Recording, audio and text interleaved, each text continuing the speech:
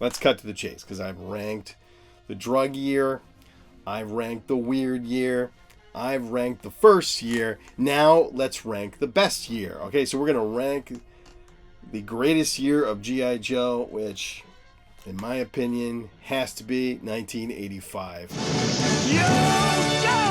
I think what's really fun, hopefully, about these videos, I'm getting a pretty good response for them. A lot of great comments. I enjoy talking to you all in the comments. And so I'm gonna eventually make my way through every single year of the series, of the original series at least. And why not just get right to the best year? What do you think the best year is? I think 85, 84, 86 is probably going to be one of those, depending on what you love, right? A lot of times with the rankings, these ranking videos, I think is like, it's a fun way to look at like everything that came out this year and talk about every figure. I think it just makes it a little bit more fun. And then usually what happens is like the last half, the first part of the video is I'm kind of making fun, lightheartedly, like good-natured fun at things, with love sometimes, unless it's Robo Joe, that's a piece of shit. But like mostly with love. But here there's only good. It's only like, gradations of awesome. So, and I think that's probably true about the first, several years. I don't think we're going to have a lot of negatives to talk about. So maybe that part of, me making fun of the shit isn't going to be there. The first, round, Ron Rudat is the main designer. Bill Merklin is the sculptor. They're just all good. It's all good. I think Ron Rudat has a particularly, and Mark Bennington also have a particularly amazing sense of design.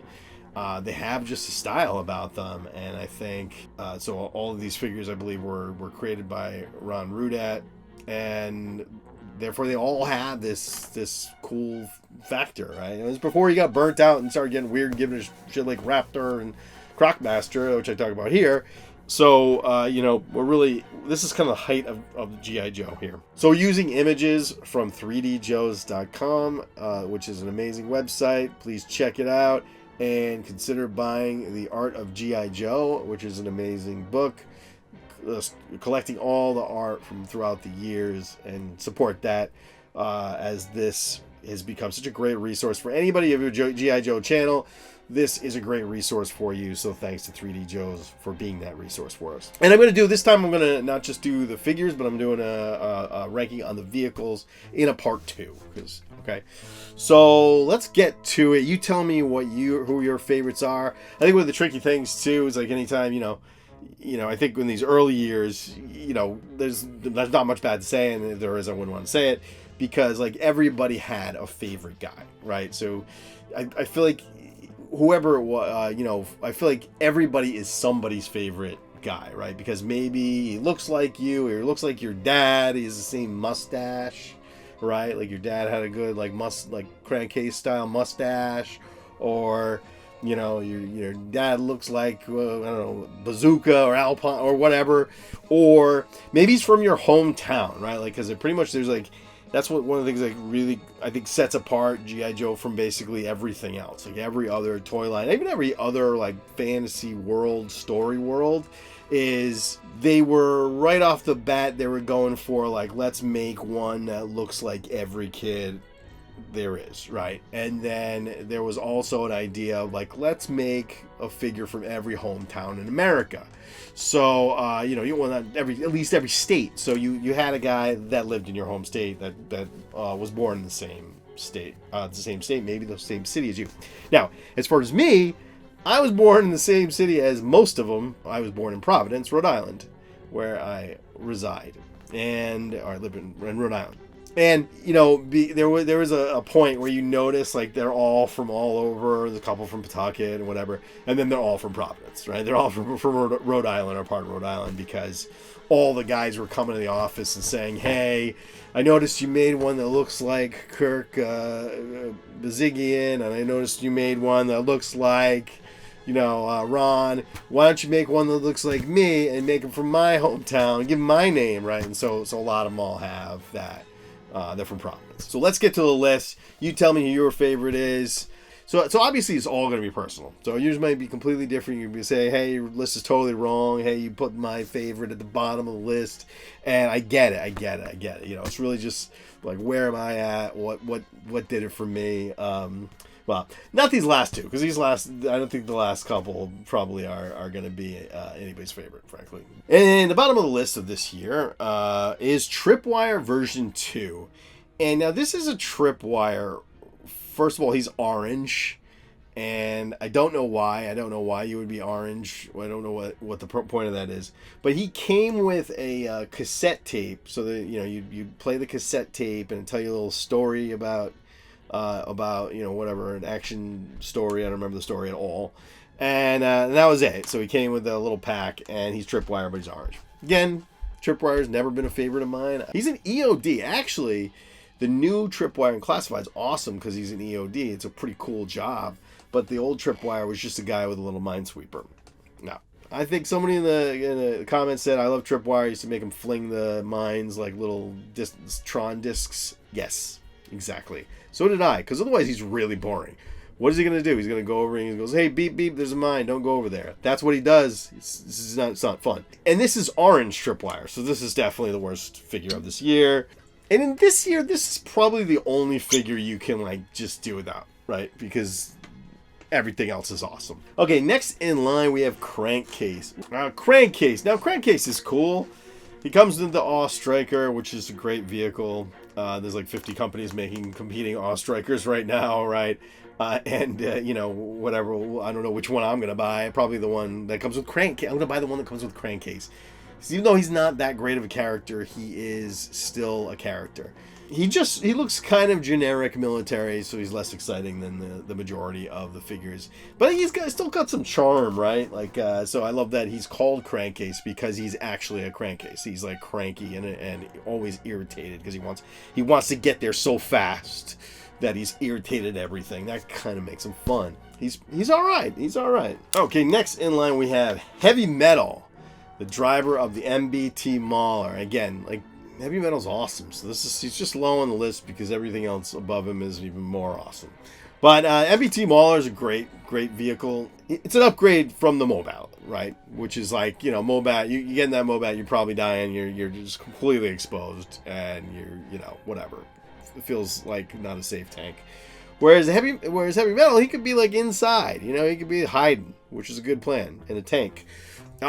He's actually pretty great. You know, he's got a lot of character. I think that's one of the great things of this year. You're going to look at, they all have different looks on their face. He's got just a joyful expression because he loves his tank.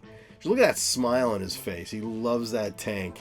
He had a pretty good little gun with its nice strap, which for me broke pretty like, but great character. And the MBT Mauler is awesome. Okay, next in line we have Airtight. Airtight, for me, was one of those where, cool look, you know, yellow and green in this weird, you know, suit that keeps him safe from chemical warfare. But then after that, you're like, what do you do with this guy, right? So Cobra's got a little chemicals spraying, although at the time Cobra didn't even have the Toxo Vipers yet. What the hell is his gun, though? Like, what is his gun, and what do you do with it, right? Kind of cool. He's got a backpack used for maybe filtering out air. If we look at the backpack, it does have some, well, almost like little fans on them. Like, are these to suck out the chemicals and, you know, clean the air? And he's got this gun, which I only can assume is a vacuum cleaner, right? That's what it's supposed to be. It's supposed to vacuum up he goes into a room and somebody's got, you know, spraying some chlorine gas and he's sucking it up with a vacuum cleaner, right? That just is not that much fun to play with. So this is also a problem when you get into battle with Airtight and you're like, oh, go clean that up. Somebody farted, you know, and then Airtight's in, we're done. All right, go sit in the back while we go fight shit with guns. You know, so you just need a gun. I'm sorry, you need a gun or a knife or sword or some nunchucks. All right, or like not as much fun to play with. So he's sort of in the line of Tripwire, Airtight. He's cool though. One thing I love about Airtight is in the cards. I think like the file cards are one of those things that uplifted. So a figure that was like okay, Larry Hama made it great by giving you, and the cartoon also I think played into. So Larry Hama writing the card, and then in this case, sometimes the cards like the cartoon directly contradicts the file cards and the comic book, and sometimes it matches up. And this is one, he's a nerd, right? He's just like a nerdy dude who, and it says like he loves to play pranks on people, whoopee cushions, and things like that. And that's how he was portrayed in the cartoon. And that made him fun to have around. I feel like with all of these guys, their personalities came out in the rapport between missions or walking and, go fight Cobra. There would be a lot of banter. That banter was a lot of fun. And I think without the cards, without the cartoon, the banter wouldn't have been there, and the banter is one of the key things that makes this so great. Again, why you can't be giving me Wolf Spider and all these new characters and not give me cards. Okay, next we have Frostbite, and I gotta say, I feel he's low on the list. It's just such a testament to how good, because I actually love this guy. Frostbite's incredible. One of the things, first of all, that gun is that has some scope on that gun, right? That is a massive gun. And he comes with one of the great vehicles of all time, the Snowcat. What I love about this character is the face sculpt, which is gotta be like somebody who works at Hasbro, because it's one of those where you look at it, like it's so specific. He just gets such a joyful grin on his face. He just again, he loves his job, but in this case, he just has absolute joy written on his face. It's really, really big smile, and he doesn't look like one of the other things that I think is cool about G.I. Joes. You got your square-jawed heroes like Duke and Flint, right, and whatever, and Stalker, but most of us don't look like that. You know what I mean? And the reality is, in real life, most military heroic people don't necessarily look like Duke. They can look like anybody. And this guy looks like somebody's dad, and I think there's just more. It's just as likely that somebody's dad went into battle and was a hero, and won medals, and did all kinds of things, and looked like Frostbite, right? Maybe your dad looked like Duke. I don't know. Mine had a mustache, and he kind of looked like I would go Crankcase. Yeah, he looked like a Crankcase, but he had a black mustache and glasses. So anyway, so I think that coolness, and I think in the face sculpt, this is often reflected, and also the way they're portrayed. A lot of times, the character in the cartoon or comic, we get a sense of who they are, and they're very different. They're a very weird group of people, various types of guys that are good at one thing, and therefore they're heroic. I love that about this. Next, we have Admiral Keelhaul, and if you're lucky enough to have Admiral Keelhaul, that means you had the flag. I did have the flag. My mother got it for me one Christmas, which was probably a bit of a stretch for her. So I respect. I think she knew that was a big deal, and so she stretched it, and it probably hurt a little bit. I've done that for my kids too. That was $100 back then, which is crazy, because now it'd be $7,000. He actually looks pretty badass. He looks kind of cool. He's got mustache power. So G.I. Joe is all about mustache power. There's a lot of mustache power in G.I. Joe. He's rocking the chest hair. He's just he is just rocking that chest hair. Right? Just doesn't like the third button. He doesn't like these buttons for some reason. Flight jacket. And actually, he looks like my father, actually. Looking at him again, that would be, my father, minus the chest hair. Everything, it's all about the file cards, and this guy, he's the world's worst clarinet player. What a weird detail, and that's why you gotta love Larry Hama, and why he's so essential to making this work. Next, we got Toll Booth. Now, Toll Booth, talking about face. Look at the face on this guy. He looks really depressed for some reason. It's a great face sculpt, though. Kind of lopsided, I think this is he's the opposite of Duke, where there's just no symmetry to his face. He's got a Lyle Lovett style face, where there's just It's just real, weird looking. Again, rocking the I think Ron Ruda has a thing for the chest, exposed chest, Destro, keel haul. We're just, it's just, you gotta rock that chest hair. And Toll Booth is no exception. Now, I love Toll Booth because, one, even like little details on him, like the construction cap is just like a little off. You'll notice like it's just not straight on. Just like little details of that make these figures so great.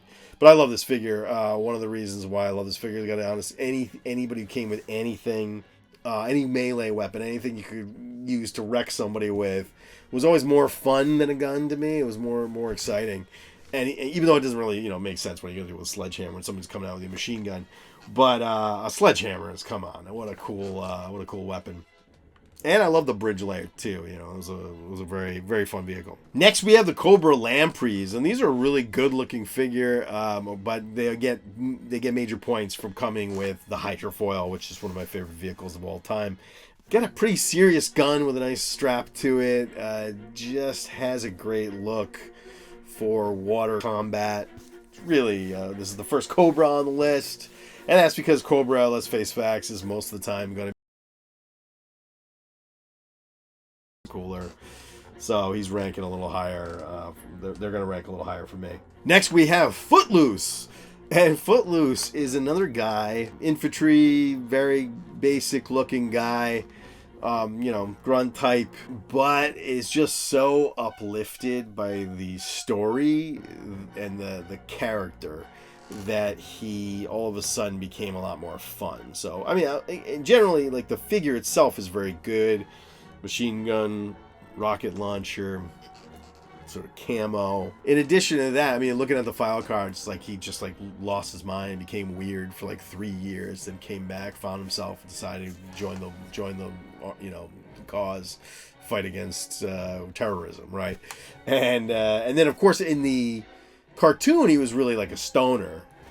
And I think that's implied. He's just like he's a stoner. He's like, he's the most Vietnam inspired figure, probably, sort of space cadet dude that smokes a lot of weed. So just that really captured the imagination and made him a great figure. Okay, next in line we have Starduster. He was like the star of the cereal, which was actually not bad. I remember being okay. I mean, I remember being like a decent cereal. I mean, it's basically sugar, but Starduster is pretty cool. He's definitely a repaint. He's got, different body parts of mostly, I believe, Airborne and then he has like the old school standard face that all the figures came with, which I like to soy face, right? So, which was like the same face as Hawk and Flash and, Short Fuse. So, he's not the most original figure, made up of all different parts, but he came with a jump jetpack, and I think the idea that he was like such an expert, that this was what he liked to do. He was a guy who flew in a battle, meant that even he kind of used the jump jetpack even better than most guys. Although for me, Stalker was like the guy who the jump jetpack was like his thing. Because I think in the first issue of G.I. Joe, Stalker is seen using it, and then also in the cartoon, we see in the opening of the first series, we see Stalker on the jetpack. So for me, jump jetpack is like Stalker, Starduster. Even though anybody can use it, they're the guys that love it.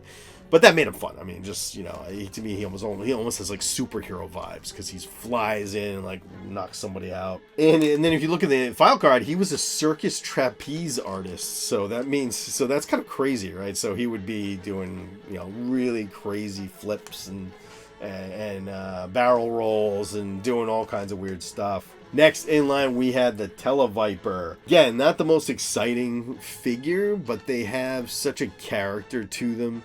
They're like the Cobra nerds, basically, right? So they're and they were never the most exciting figure, because like, what is that gun? Like, what are you supposed to do with it? Is it like a video? Well, I don't really understand what's supposed to be. It says something about microwave beams, so I think that's kind of how I use it, was microwave beams, which was it's kind of cool if you're shooting somebody with a microwave gun. But again, wait for like 10 minutes to heat up your popcorn, with a gun? It's a weird gun. the cartoon uplifted the Televiper into one of the big characters, just, you know, being these weird nerd guys that were in the background with their eyes flashing, you know, their visor flashing, alert. That just made them fun. So I think with the cartoon, it's pretty low on my list of exciting characters. It's kind of one of those things where you need it. You like, yeah, you need the communications guy, but he's never going to be the most exciting figure. Because it's like, oh, what's this guy? He blows stuff up. What's this guy do? He calls people. It's not the same. It's not the same. Speaking of people who blow things up, their next is Bazooka. And, I mean, one of the great characters with the weird little football jersey, his awesome looking mustache, an oddball. And again, what uplifts Bazooka? He's kind of a disappointing. Actually, let's say what I don't love about Bazooka, and I think they fixed in the newer one, is he's got a little tiny rocket launcher instead of a real bazooka, right? It's just like this tiny little rocket launcher. You can do damage with it, but a bazooka is much cooler, right? Like the thing Zap comes with is what you want him to come with. I think a lot of this year is really uplifted into greatness. I mean, it's great in itself. The figures are great. The sculpting is great. The characters are great. But what really like rockets this year up is the prominence of the cartoon. Because now that I'm going through these one by one, I'm noticing almost all of them, it's based on some association in the cartoon of who this guy is and what he means, right? So, and Bazooka to me was always, he was part of a duo. Bazooka and Alpine, who goes higher on the list for a few different reasons, but they're the comic duo of G.I. Joe. I always think if you're going to make a movie of G.I. Joe, which is a good one, not one of the ones they made, you want to make, you get two stand-up comics. Get like, I don't know, Dave Chappelle. I know Dave Chappelle wouldn't do it, but it would be awesome if he did it. Okay. And Bert Kreischer, or some like a bigger comedian, like slightly overweight or like big dude comedian who could rock a mustache to play, be kind of dopey, to play Bazooka. Get, you know, and pair them up, and it would be awesome because they were the comic relief, right? That was their thing. They were buddies, and they were the comic relief. Next in line, we have Dusty, and it has some really major arcs in the cartoon, like where he's the episode where he becomes a traitor, and he's really undercover the whole time. But I think what the love for Dusty, I think, comes from the little soft goods that he comes with, right? Little nice little flap. Texturally, it was a very cool thing to have. It made you kind of love him. And there's a lot of love for Dusty. I think Dusty's a lot of people's absolute favorite. He's not my absolute favorite, but I do get it. On the list, and the reason why is because the Dreadnoks are going to go high. I am obsessed with Dreadnoks. Some people don't like Dreadnoks. I don't get it. I don't get it why you don't like Dreadnoks. I guess they're white trash dudes in in a military line, but I just love the idea that Cobra hires out contractors, and they hire this scumbag group of the worst bikers in the world, right? Who just love to wreck shit and, you know, drink grape soda and eat chocolate donuts and just be overall disgusting people, you know. And I think, and again, cartoon amps this up. They're just, you can't work with them. Like, I think that's one of the fun things is, and even both the comic book and the cartoon always have the Dreadnoks coming in as like Cobra Commander or whoever is frustrated because they don't do what they're supposed to do. You can't control them. You can send them out to rip apart a Sky Striker with with their tools. But if you send them to do anything else, they're gonna fuck it up because they're just dumbasses, right? And that made them even more fun, right? Like in Cold Slither, if you remember the Cold Slither episode, by the way, you can check out my parody of the Cold Slither episode here. You're going to see that they walk off stage right in the middle of the thing. That's why it doesn't work. They walk right off. That's it. They walk off. Then they see three hot-ass looking groupie ladies, which is Lady J, Cover Girl, and Scarlet. Lady J looking as good as she's ever looked too in that little crop top, and then the girls beat the fuck out of them. Yeah, come Major Papa, baby. So that's one of the best parts of the cartoon, right? But anyway, love all the Dreadnoks. Torch of the three, Torch is my least favorite, because his weapons are not as cool. Originally, Torch didn't come with a flamethrower. It looks much more as very clearly a welding torch, right? If you had that, it is very clearly a welding torch. It does look like Lemmy from Motorhead, and he's got a cool look. And he's got a nice little outfit. To me, the Dreadnoks always reminded me, as much as they remind me of Mad Max Road Warrior, they more remind me of Spinal Tap, right? There's a kind of like goofy trio going on of Spinal Tap. And that's, I think, how they were played in the cartoon a lot of times. And that made them really fun. And he's the dumbest. He's actually like supposed to be so dumb. Like, that's one of the things that he says on his file card. He's the dumbest, just lowest grade human being you've ever met. This is actually funny because Jay Leno made a bit about this. He went on David Letterman or The Tonight Show, and he went on and he talked about how that Larry Hama basically hates bikers because he always calls them dumbasses and like the lowest scum of the earth. And he reads the file card out online, and if I find it, it's right here. Just take a look. These are G.I. Joe dolls. Now I saw these are G.I. Joe enemy dolls. Now these are G.I. Joe biker dolls. Let me read you this guy. Oh, here's Torch. Let me read you what they say about Torch. Read that. Torch is an illiterate, unrepentant thug whose penchant for sudden and unexpected violence is matched only by his utter depths of stupidity. Ages 5 and up. Anyway, Torch, awesome Dreadnok. The new classified Torch is one of my favorite figures in the entire line. He looks good, and his glasses are on his stupid head, and that's why he's the best of the lot in the new ones. But he's the worst of the lot in the original, in my opinion. Next in line, we have Lady J. And, of course, I love Lady J. Flint is one of my favorites, and the Flint Lady J. I'm kind of invested in the... Yeah, I know. I'm invested in the love stories of G.I. Joe for some reason. I'm just fascinated by it.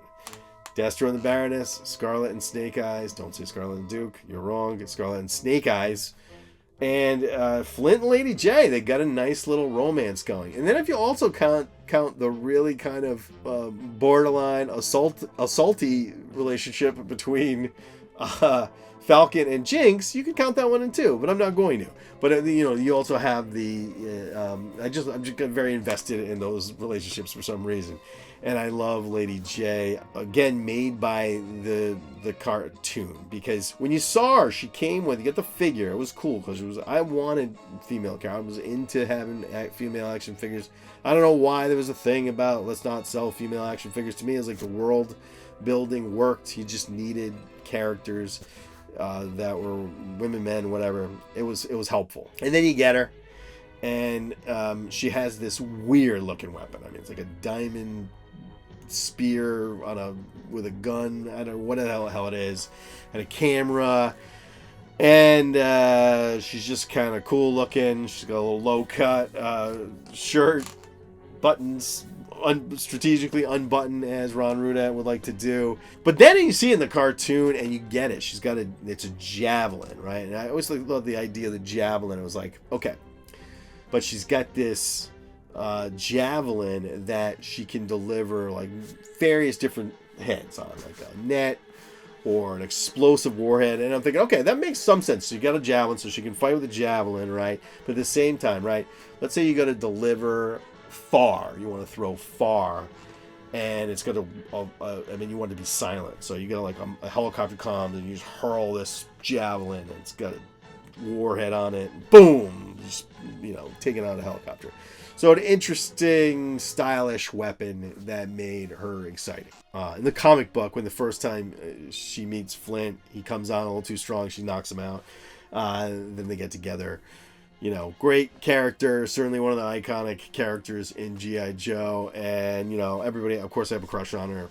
Next in line, we have the Snow Serpent. This is the year when we started getting many different environments for Cobra, right? So these were environment soldiers for Cobra year, and they made it to some of my favorite Cobra soldiers. of all time. And man, I love these things. These, first of all, they look really ferocious. They got that nice little machine gun, this, and a little mortar, and snowshoes. Now for me, I always made the snowshoes skis, which makes no sense, because you needed a ski battle. Like you needed someone to go against Snow Job, because he had the skis, and you wanted to do that James Bond skiing down the mountain battle scene. You had to do that. That was the point of having Snow Job. Not skis, and he's firing and he's shooting at snow serpents. So I always made those, because snowshoes aren't fun. I mean, there's nothing fun about snowshoes. But awesome, great character. Also loved the deluxe classified figure with the little wolf cape. One of my favorites. Okay, next in line we have G.I. Joe's Firefighter Barbecue. Awesome look that this guy has. Just looks like nothing else. Almost looks like some weird knight with some armor, right? I can understand. I think a lot of people talked about in the comments that for them, they sort of disregard the story and made their own things. They're superheroes or they're wrestlers. And this one's one where you could really make him whatever, because he looks like he's in an armored suit. But what really makes this guy the most badass is, I mean, he comes with an axe that has, spiked knuckles on it. I mean, how badass is that? Again, any sort of melee weapon, that was what I was into. But he could, just come through and just smash somebody's helmet open with with his axe, just taking them out. Firefighter, what are we gonna do with a firefighter? I guess there's always a fire. When do you know you need him? I don't know. It doesn't have to make sense. But an awesome one of the best. Okay, next in line we have who for me is my sort of favorite of the lead. That is Flint. And for me, just, I think he sort of was there to maybe replace Duke. We're going to have, I think the original idea was every few years we need to reboot the line and we want a new hero. So, in the cartoon, notice Duke sort of takes a back seat in that season to Flint. And for me, like, Flint was just a little bit cooler too. He just has a great look to him. He's got that lopsided grin they talk about. He's just he's a brawler, but he's also a Rhodes Scholar, as they say in the card. And he's also like the action. So if you were an Action Force guy, right? He was your commander. He was sort of your from what I understand, the main guy. I did read the European missions, which are like the Action Force stuff, reprinted. So for me, he was like, he had a lot of great moments in the cartoon, and then a love affair with Lady J. Just loved everything about Flint. He was like my guy. He was like the lead. I mean, the lead for me was Snake Eyes, but if I had to have one guy who was going to be that heroic, like with the square jaw, that kind of guy, then for me, Flint was my favorite. So he was the guy. And, Flint is estimation very high for me as a character, but this is more about the figure than the character. When I'm talking about the figure, I'm thinking about what just brought me joy, and so these others are a little ahead of him, and so the next guy is Quick Kick, and oh man, that was so much fun to see this figure. And yeah, he makes no sense. He's not wearing shoes, he's not wearing a shirt, but first of all, just like lore, the fact that he's a Hollywood stuntman, and he was like really ripped. He was like one of the first like super ripped dudes. His mission specialty was silent weapons, right? You send him in anytime you want to be quiet. Maybe that's why he's not wearing shoes.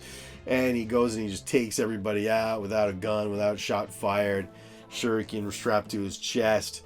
And then when you get in the cartoon, he is constantly quoting movies, and that's one of the things that did seep into the play for me, which is a lot of times I was using the comic book was like the main line for me. Our story was our story, and you maybe pulled from the things you liked and you left what you didn't. So for me, that's how I worked. I it was my story, but I pulled very deeply from the comic book and all of the characterization from the cartoon.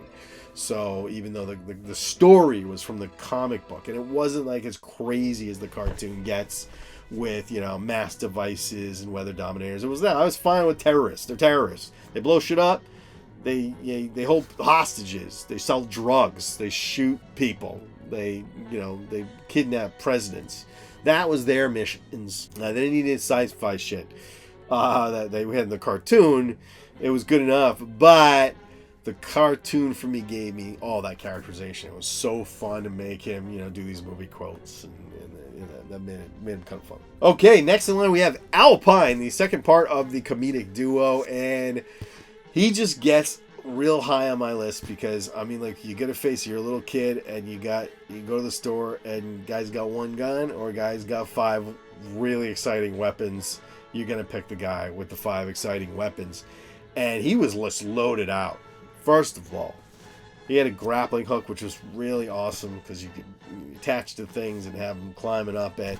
Then he had that grappling hook gun, which looked great, and so you could.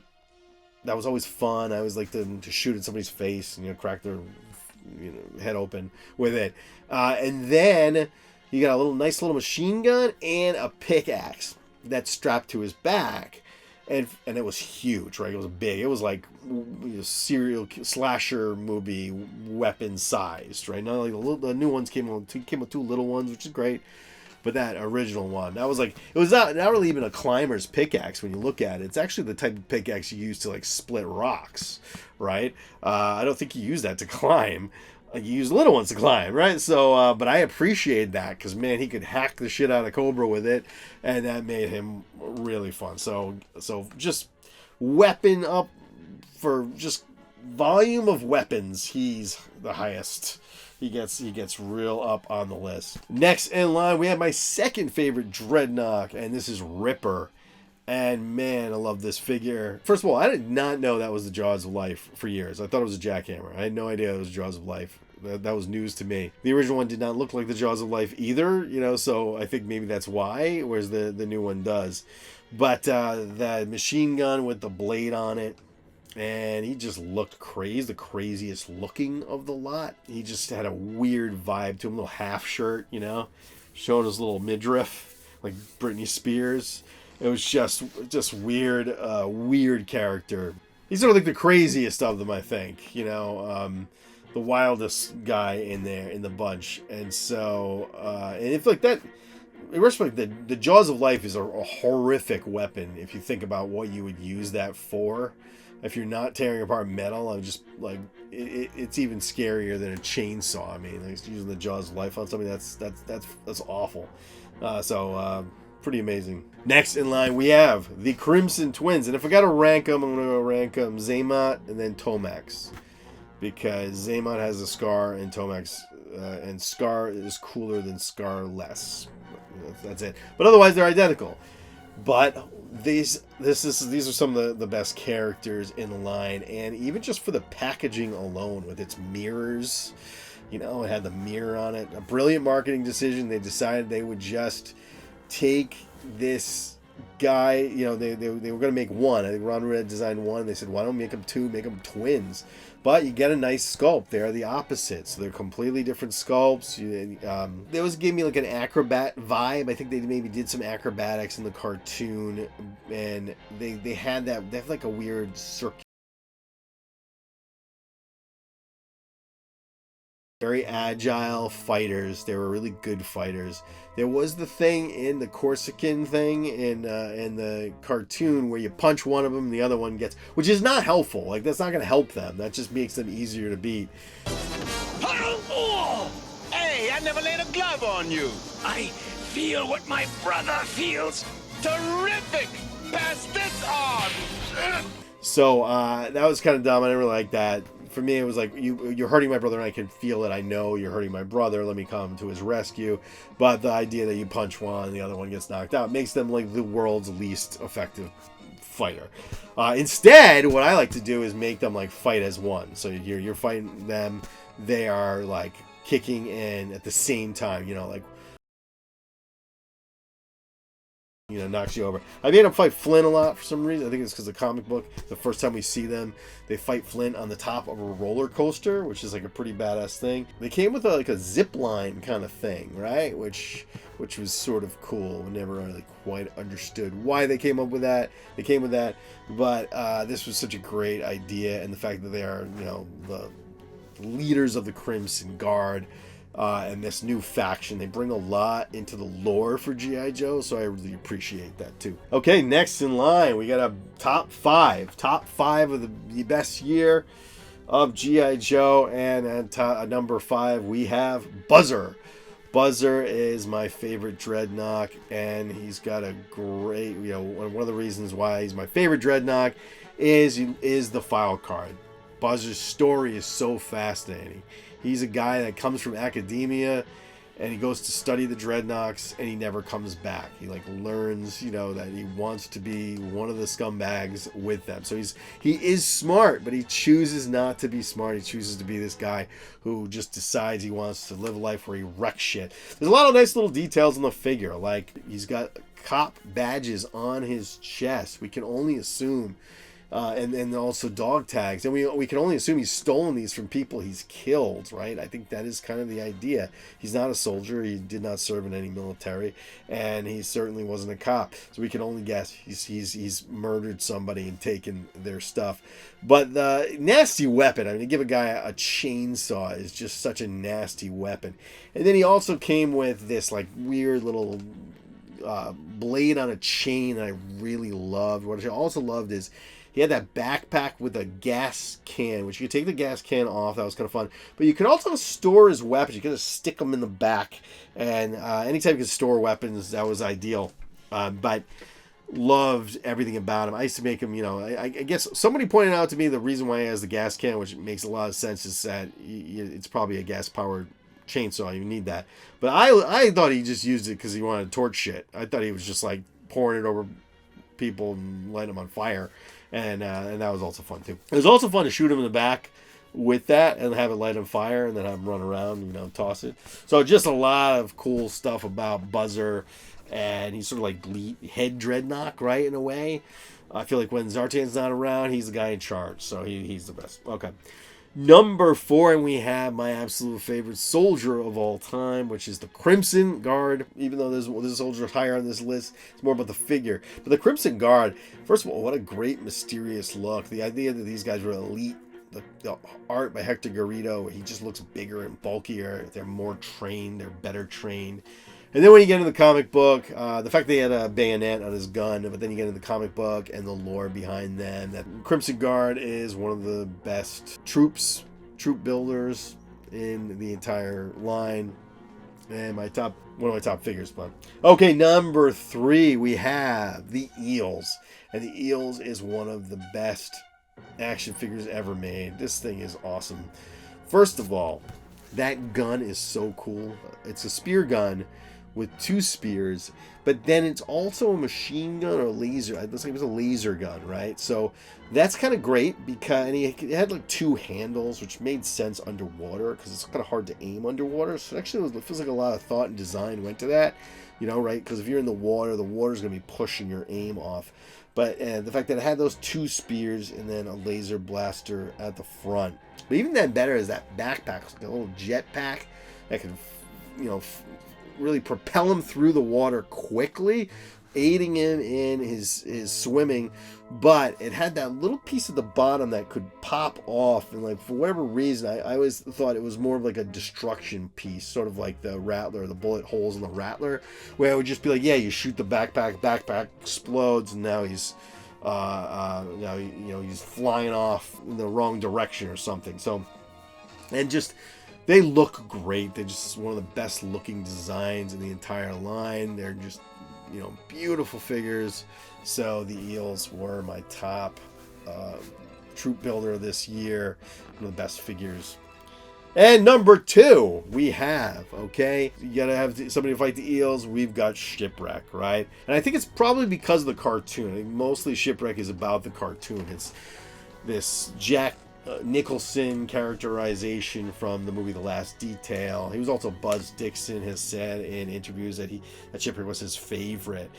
But what I love about Shipwreck is what's so fun about the character Shipwreck anyway, is that a lot of times in action figures, the hero's kind of a stiff Superman hero type, right? Like He-Man is kind of a boring, just Superman type. Duke is kind of just a straight-laced strong man. Leoric is like a boring good guy. And Shipwreck is not that good, right? He is kind of shady. Like, he comes on to every woman he sees. He gets like, he's without a doubt the horniest G.I. Joe, right? I think like if you did G.I. Joe superlatives, he would get horniest, like hands down. And so he just has a lot of character to him, and he's wisecracking. He's kind of a dickhead, like, and that just made him way more fun. But then, just as a figure alone, first of all, he's got a little hook on his belt where you can put that hook. So that's like a boarding hook, and that thing was just an awesome weapon to have him like swinging it around and just taking people out with it. And then he's got a little flintlock pistol, which makes no sense. You know, what are you going to do? You're going to load it every time. And then, of course, Polly. And, you know, if you notice, Polly in the cartoon, Polly fucks some people up, right? Polly kills, like, several Cobra soldiers. So the fact that he came with a pet, that's awesome. But what a great character. So much character in the look. And then you read his file card, and just basically he's described as a pirate. And I know he's not a pirate, but he's a guy who fights pirates, right? But he has the qualities, and I think the intention was, let's take a sailor, but turn him in kind of pirate, you know. Love this character, one of my top characters of all time, and also one of the best figures. And somebody who, what it pisses me off about Shipwreck is, as much as he gets love, other than the cartoon, he gets no love. He's never in any of the comic books doing anything significant, and that I hope they will change that soon. Last but not least, and I think like this is the one that this is the one year there can only be one answer for this. This is the top figure of the greatest year of G.I. Joe. This is maybe the best action figure ever made. I mean, this is the thing that changed it all, right? I think. And this is Snake Eyes version 2, right? So incredible. I remember going to the store and seeing that in the package, and just, you know, back then when you went to the store, it wasn't like you knew what was coming out. There wasn't, you know, the internet, you could look things up. So when you saw the first one, and we saw that first figures came out, you just kind of went to Toys R Us like relatively every few weeks, every time your mom would let you, right? You went to Toys R Us and you walked to the aisle like, are they out yet? Are they out yet? Are they out yet? And then one day you'd walk in and there was new ones. And you were like, holy shit, they're new ones. And then you saw Snake Eyes version 2 and you're like, oh my God. First of all, comes with a sword. The visor is so iconic, but it comes with the swords. This is the first actualization of him as a ninja, right? We knew he was a ninja from the comic book at this point. We knew he had ninja training. We knew he was a total badass. But he gets his sword, and it is like a very specific and odd sword. And then you also look on him. He's got this like dart launcher on his wrist. He's got the visor, and then he comes with timber. I mean, that's crazy. He's coming with a wolf. That was just the fact that he's best friends with a wolf. The fact that he just looks, the art on there, just looking all sleek and badass and just terrifying. And it's just love. It is like probably the greatest action figure ever made. And it is sort of the iconic version of Snake Eyes. And I even maybe sometimes like the other Snake Eyes. I like the Commando version of Snake Eyes. I don't love the ninja all the time for me. But at this point, he's still sort of just the Commando, but he's a little more ninja, you know? Like, so he's carrying his sword with him, and he's hanging out with his wolf. But that made him, I think, the greatest figure of the year. That's my opinion. What do you think? What are your favorites of the year? And next in line, I'm going to do the vehicles in a part 2. So you can check that out right here.